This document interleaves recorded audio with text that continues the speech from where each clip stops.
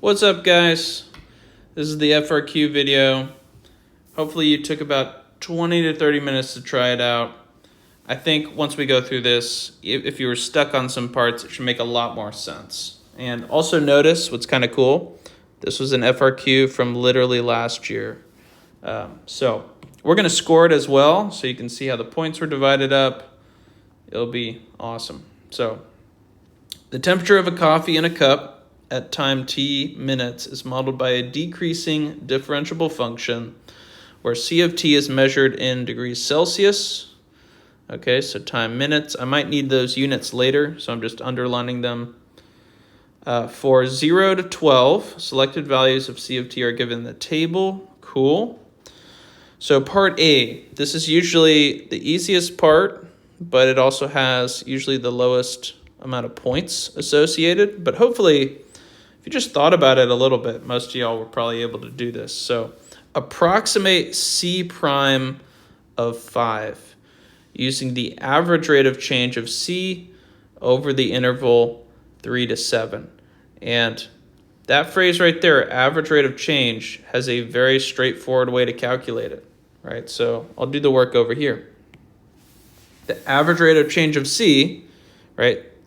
So we're trying to approximate C prime of 5. So C prime of 5 is approximately. Average rate of change is just going to be change in C over change in time. So in this case, we're using neighboring points to approximate what happens. T equals 5 is here. So it's in between 3 and 7. So we probably want to use these 2 points to approximate. But if you're curious, right, you could also probably use these two and still get a very similar answer that probably is good enough for a grader as well. But you really should most likely use the closest points. So we're basically saying, okay, let's calculate C of 7 minus C of 3 divided by 7 minus 3. This is what we call an average rate of change, right? Or average rate of change.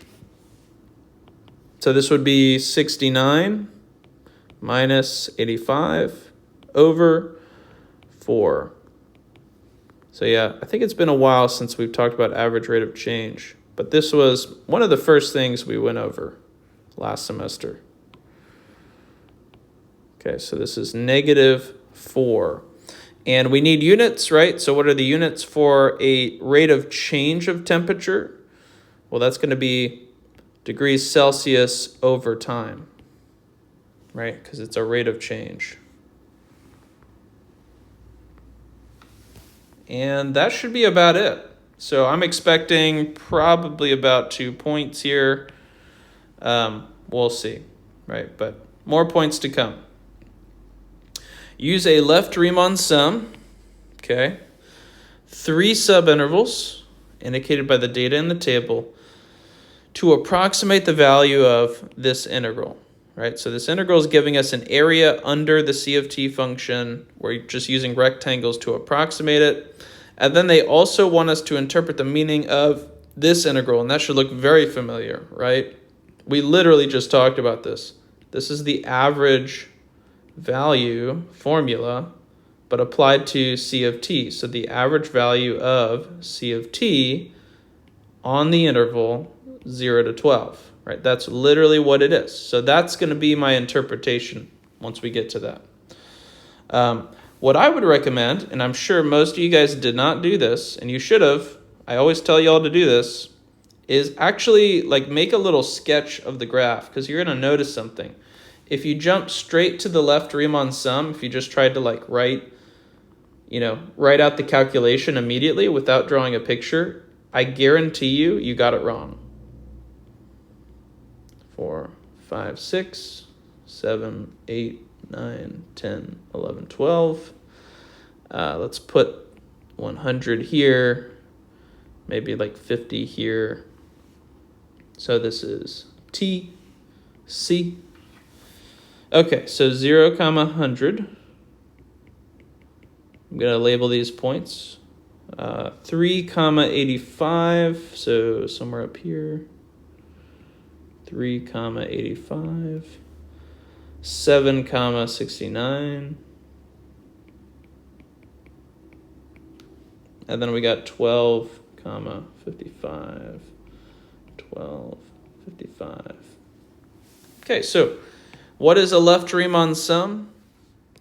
This is when your top left corner of each rectangle touches the point. If you didn't draw this out, you probably didn't notice that the subintervals in between the points are not equal lengths. And if you did notice that, you might have said to yourself, well, what do I do if they're not equal? You just do the best you can. You work with the data they gave you, right? I mean, it says indicated by the data in the table. So you don't try to like guess, you don't try to like guess where some other points might be. You literally just use the data. So I'm going to have a rectangle here with a length of 3. And then I'm going to have a rectangle here. And this one's going to just, it is what it is, right? It has a length of 4. And then I'm going to have a rectangle here with a length of, oh wow, this one's a length of 5. Yeah. So these rectangles don't have equal widths, but that's totally okay. We have to work with what we got. We can't just like make up numbers and whatnot. And then we would just find the areas, right? So 3 times 100. So this guy right here, 300. Middle rectangle, 85 times 4. So that's going to be 320 plus 20. That is 340. Okay, cool. And then 55 times 5, that's 250 plus 25, that's 275. 275. And it's very possible I'm making mistakes here. I'm just going a little fast so we can get to the scoring at the end, and so that this video is not an hour long. Okay, so I can approximate the value of the integral, right? So where should I do that? I guess I'll just do that in this tiny little space here. Yeah. You really shouldn't do it like the way I'm doing it. I'm just trying to keep the problem in the frame. So this integral is approximately 300 plus 340 plus 275. Yeah. So that's 640 plus 275 is 915, if I'm not mistaken. And yes, this was a calculator allowed problem. So you were expected to use a calculator, at least for the last few sections. You don't really need it until probably C or D. 640, 275. Yeah, I think I have that right. And what would the units of this thing be?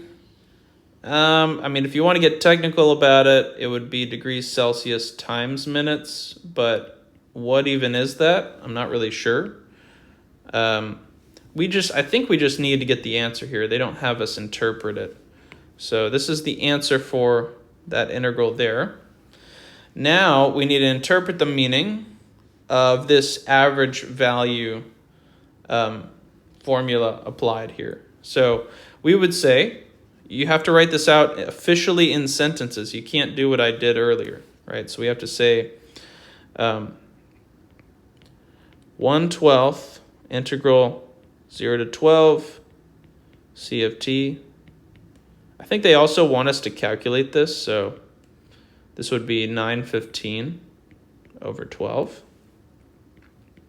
which is approximately, let's see, I gotta use a calculator now. I'm getting 81.25. So we would say degrees Celsius, and this quantity represents the average temperature of, what are we looking at? Coffee? of the coffee from t equals 0 to t equals 12. That right there, I need all of this. Yes, you need to write an entire sentence. If you want the points, you have to write out all the details. You cannot just say little word fragments or sentence fragments. You have to write out full, complete sentences with like grammar and everything if you want the full points. And we're going to see that on the scoring guidelines. So 81.25 degrees Celsius is the average temperature of the coffee. Cool. Okay. Anything else I need to do for B? No, I don't think so. Okay, 12 to 20. The rate of change of the temperature of the coffee is modeled by this formula. Okay, so that's nice. They gave us a formula for the derivative. And the units are Celsius per minute, but you should have already known that anyway, right? Find the temperature of the coffee at T equals 20. Show the setup for your calculations, right? So literally they're telling you, show every step right here. You guys love to just skip steps and do everything in your head. You're not going to get the points. In fact, you're going to miss out on easy stuff, right? They're just giving you points for showing your work. Okay, so where do we even start? The temperature of the coffee at T equals 20. What is that mathematically? Well, that's capital C of 20. And we have the derivative, and then we have this sort of original function, right? We could say this right here is like the sort of the accumulation function of this function, right? It's the antiderivative of the derivative. And if we think of the fundamental theorem of calculus, let's set up the fundamental theorem of calculus, but using the relevant equations and derivatives, right? So we could say, okay, what would the integral from 12, right? Because that's the first number they gave me, to 20 of the derivative that they just gave me, what would that be in general? And I'm not even going to write the equation. I just want to write it out. Well, if you think about it, that's just going to be capital C of 20 minus capital C of 12. And it's always a good idea just to set this up. Chances are this is going to give you everything you need. Whenever you're doing FRQs and integral problems, this is a very good first step, because notice, right, C of 12 is actually something that we have. This right here is, or 55 is C of 12, right? We have that number.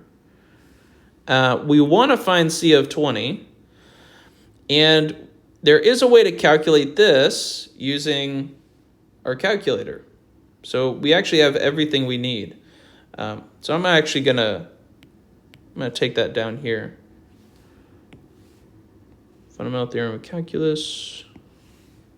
Let's just move that down there. All right, so we're going to actually have to use a graphing calculator here. Now, if you have a TI, let me say this, right? So if you're going to use a TI, because that's like what you've used mostly, then you have to click the math button. And then it is number 9. It's something called function integrate. And you put parentheses here. If you have a really old school TI, right, this is the way you would have to type it out. You would put the function first, then comma, x, comma, 12, comma, 20. Right, so this is the format. So this is the variable that you're using. This is your lower number, and this is your upper number, right, on the integral itself, right? And so this will spit out the answer for you. If we're using Desmos, it's a little bit easier. All right, so let me hop over there. Okay, let's see. I'm going to do a little split screen action. All right, so here's my function. If you type in int, you get a nice little integral. So I'll put 12, 20. And then I'll just type in my derivative function. So e 0.01t. And I think we can use t here. I'm not sure. Let's see. But notice it's not giving me an answer, right? I have to put the dt. And there we go. We get a nice little answer of negative 14.67. Negative 14.67. All right. Negative. So let's update our equation. The integral on the left becomes negative 14.67.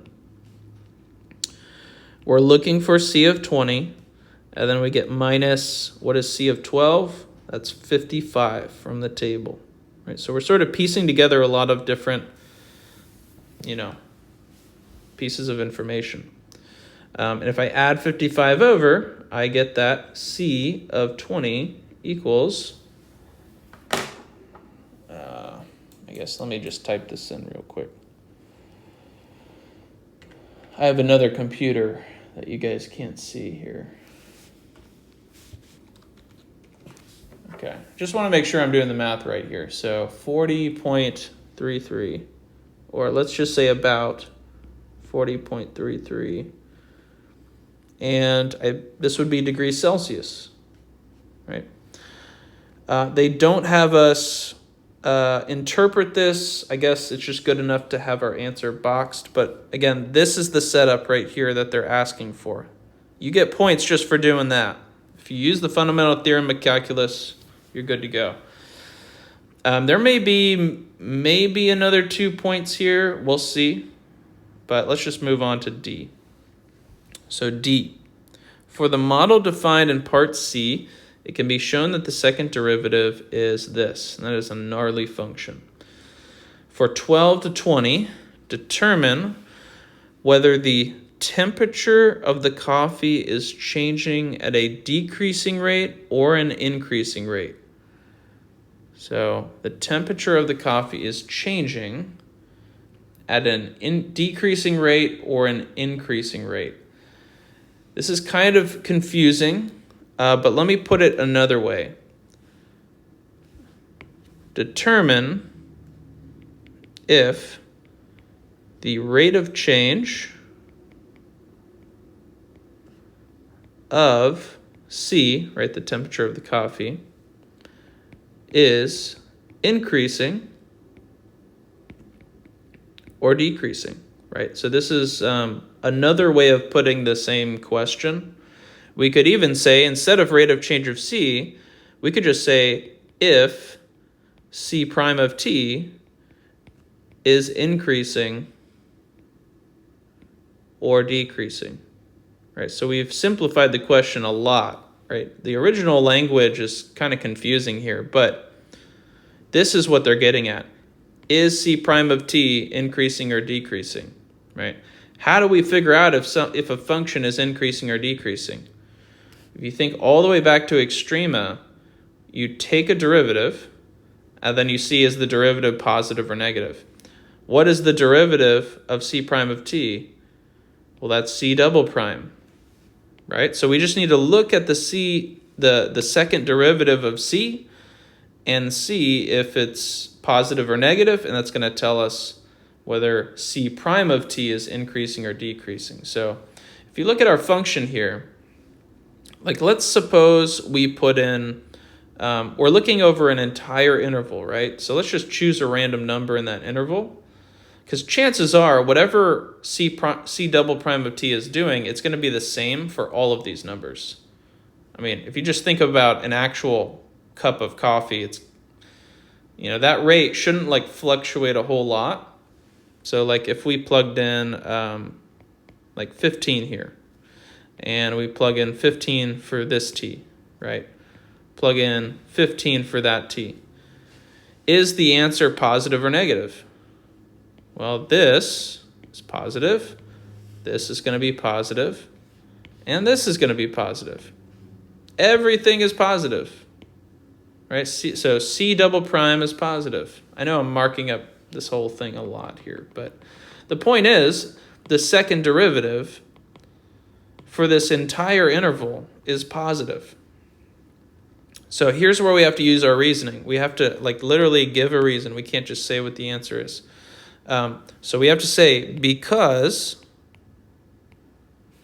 C double prime of t is positive, bigger than 0, on the interval, oh, sorry, we're not starting at 0, on the interval 12 to 20, and let's use kind of the original language of the problem. So we can say that the temperature of the coffee is changing at an increasing rate, right? Because the second derivative was positive, right? And that is all we have to say. This is enough justification right here. The second derivative is positive, so therefore, we're basically saying therefore, right, C prime of t is increasing. Right? That's essentially what all this is saying. Right. So that last part, even for me, when I first tried this morning, just like you guys, or I would hope you guys tried this in the morning on the async day. But even it took me a couple minutes when I read this to figure out what exactly they're really asking for. So they're asking for the rate of change of the rate of change, right? Is the rate of change increasing or decreasing? So it's kind of confusing because they talk about a change here, but then they also talk about the rate, and if the rate is increasing or decreasing of the change, it gets a little confusing. But you just got to cut through all the nonsense, the word salad, and try to figure out what really are we asking. Okay, so now we're going to kind of transition. I'm just going to see, I kind of did this on the fly here. I'm just going to see what points we got. Right. I honestly have no idea. I just kind of improvised this morning. It's literally 11:11 right now. I got to get this video uploaded and approved by YouTube so y'all can see it. Now, I didn't use this grid paper. That's okay. Try this if you want to, but feel free to skip it if you want. All right, so part A. You get 1 point for the estimate with supporting work, right? And then 1 point just for units. Wow, that's super generous, right? So this is a point, and that's a point. So let me go back up to what I got. Part A, right? So here's the estimate with the right units. Here's all the supporting work. So I'll put big plus 1, big plus 1. I want you guys to do this on your attempt as well. However far you got, it doesn't matter if you didn't get to the end. A lot of students, when they take the real exam, don't get to part D.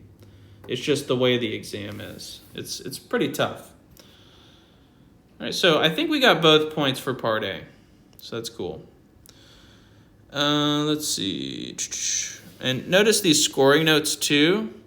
The response must include a difference and a quotient as the supporting work, which I think I had, right? They're talking about this right here. This is this is sufficient to earn the first point. That's good. A response that presents only units without a numerical approximation for C prime of 5 does not earn the second point, right? You can't just write the answer. Second point is also earned for degrees per minute attached to the numerical value, right? So you have to have those units. Oh, no, sorry. I guess they're just saying you can say degrees instead of Celsius. That's fine, too. Yeah, that makes sense. Okay, B. You get 1 point for the form of the left Riemann sum. So that would be basically this part right here. That's the form, which actually I did not write that out. So I actually missed this point. That stinks. Right, so this is what they're talking about. The form is this. It's not the integral. It's this thing. So make sure you actually write it out. Don't be a dummy like me. And then the estimate, 985. Oh, did I get something different? Let's see. I got 915. Oh my gosh. I'm off by 70. What mistake did I make? I guess I was going too fast here. So 275. 85 times 4, that's 340. Okay, 300. Interesting, yeah. Well, let's see what they got. I guess I must have gotten it wrong. Don't go too fast, guys. Oh, okay, wait a second. Why did I use 55? Ah, that was my issue. I used the wrong number at the very end. So I missed out on this point too. Didn't get the right answer. And then interpretation. Oh, so I guess we did not need the answer for this. We just needed the interpretation. So it's the average temperature of the coffee over the interval 0 to 12. So actually, I think I got this point. Okay, cool. So let's go back over here and mark that up. So B. So I really did not need this right here, but I think I would get this point for the interpretation. I lost out on that point. Yeah, I also lost out on the form of the Riemann sum. So I only got 1 point for B. That's a bummer. But I don't have time to re-record this video, so learn from my mistakes. All right, part C. Oh, wow, there's a lot of notes here too, by the way. You might want to check these out. I'll attach this to the email. But I don't want to waste too much time. Let's go to C. Okay, so 1 point for the integral. Okay, so I'm guessing as long as you just had this right here, that's probably what they're referring to. And then using the initial condition is most likely talking about using the C of 12 value, right? Because that's where the 55 comes from. So you get a point for each of those, and then you get a point for the answer, which is that what I even got? I think I did. Let's see. Yes, okay. I did see correctly here, right? So this one right here, that's a point. And then using the initial condition, that was another point. And the answer, that was another point as well. And notice that I kind of set it up a little differently than they did. Right, so they have, let's see, where is it? So they set it up like this, whereas what I did was I had C of 12 subtracted over equal to the integral.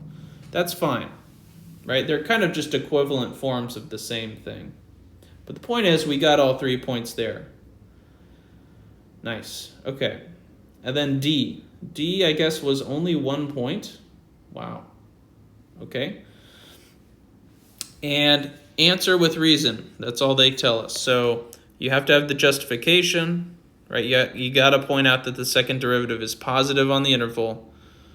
The rate of change of the temperature of the coffee is increasing on the interval. So I'm fairly safe to say we got that last point.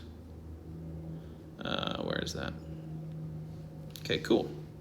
So yeah, what I want y'all to score your own FRQ like I did. Let's total up the points. This was a 9-point question, so we got 1, 2, 3, 4, 5, 6, 7. So this was 7 out of 9. And, don't feel bad about getting, I'm actually okay with that considering how fast I was trying to go through it and explain everything. 7 out of 9, if you can average that, you're on the right track to get a 5 or definitely a 4. Right? Even getting, I would say, like 5 out of 9, if you can average this, right, you're definitely going to get a 3. As long as, your multiple choice section doesn't completely fall apart. If you can average that, you're probably getting a 3. if you're getting less than half, right, or like, 2 points, right, these are the ones and the twos, right? So just so you have a mental idea of like how good do I need to really be to get some of these credits. So the 7 out of 9, if that's something I could keep up for every FRQ, that's on the right track for a 4 or 5. So yeah, hopefully you got a lot out of this. This is a pretty standard problem, right? It involves some Riemann sums. I guarantee you're going to see the average value formula on a FRQ. They're definitely going to have you guys answer something like this interpretation problem at the end about having to explain what if the rate of change is increasing or decreasing. Those are all very standard milquetoast problems every single year. So you're going to see those, absolutely. This is a very good example of like the typical stuff you see.